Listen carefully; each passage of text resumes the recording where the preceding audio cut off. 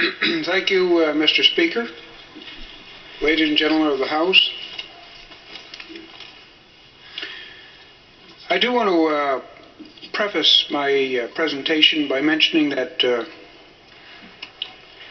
over the last several months there has been a considerable number of radio ads on a local radio station in Aroostook County urging the people to call their legislators and ask them to vote for Medicaid expansion. These ads are paid for by the American Association of Retired People, and local individuals, including 2 doctors, voice these ads. Therefore, I feel it only fair that I state my position as clearly as possible and why I will vote as I do. Because of their great concern, I feel they deserve an explanation. I certainly do respect and applaud their efforts. I do not want anyone to think I am avoiding the issue or not willing to respond.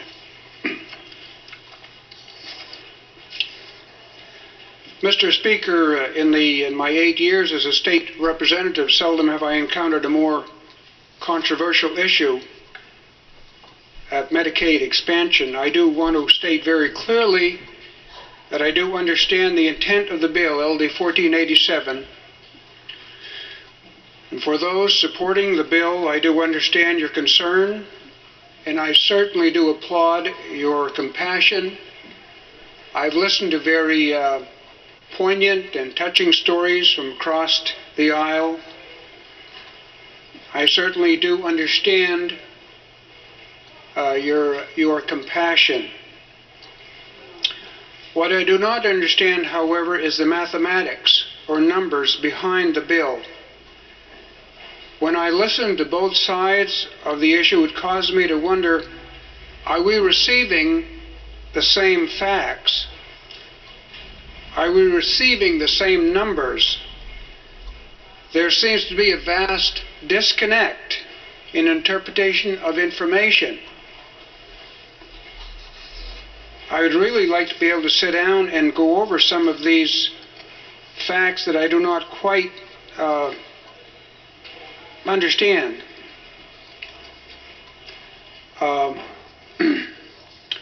Will expanding coverage to 70,000 actually mean more like expanding it to between 75 and 80,000?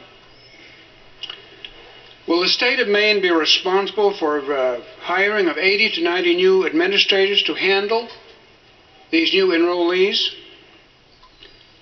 Will the state of Maine, after 3 years, find itself responsible for paying the premiums on a portion, paying a premium of a portion of the premiums for this expanded group of Medicaid recipients?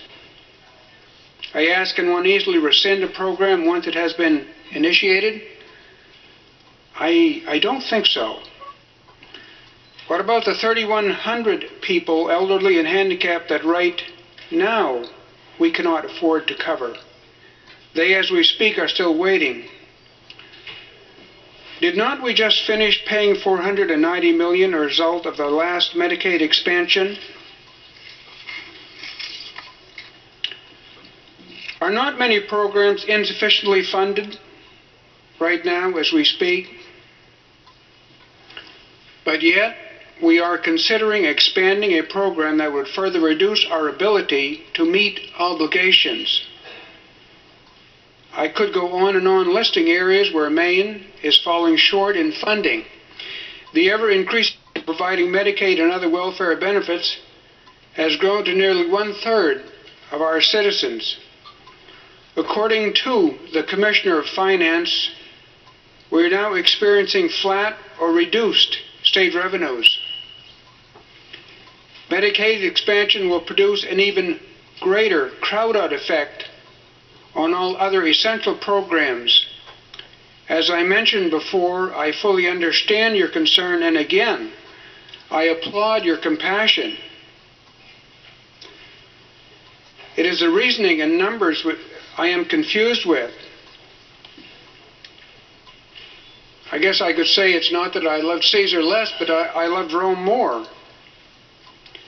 I can remember when I was first married 47 years ago and on a young school teacher's salary. having to go without to pay bills. Paying bills was always a top priority. It was adamant that my wife and I keep up on our bills. By this expansion, we would be jeopardizing even more our ability to meet Maine's necessary obligations. Just to mention a few of our obligations as a state or a state legislator: compensating and insuring state employees.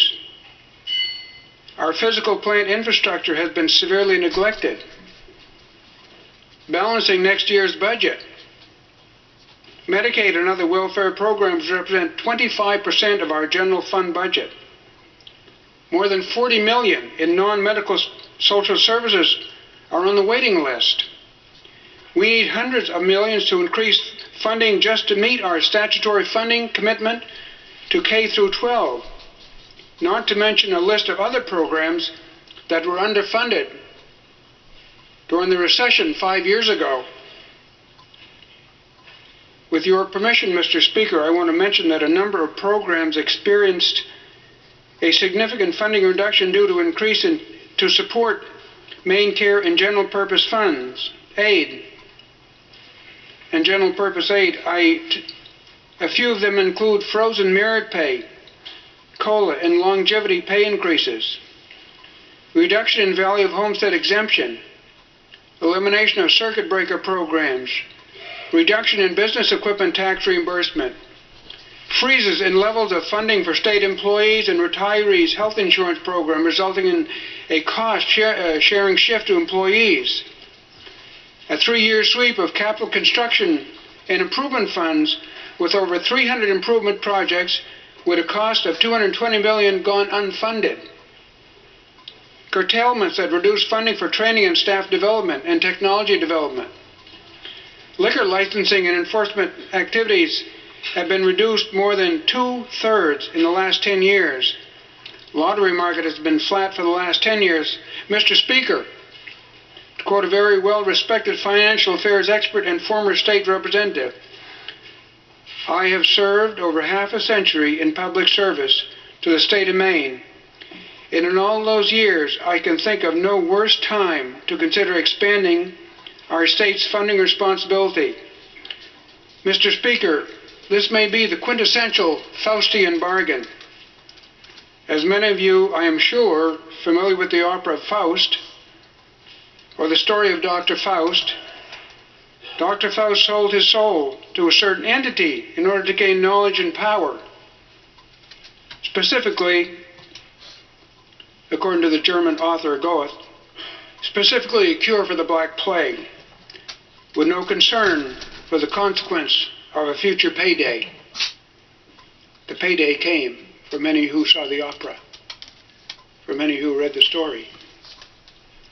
Ladies and gentlemen of the House, will this be a Faustian bargain with great payback for generations of Mainers that will follow? Thank you, Mr. Speaker.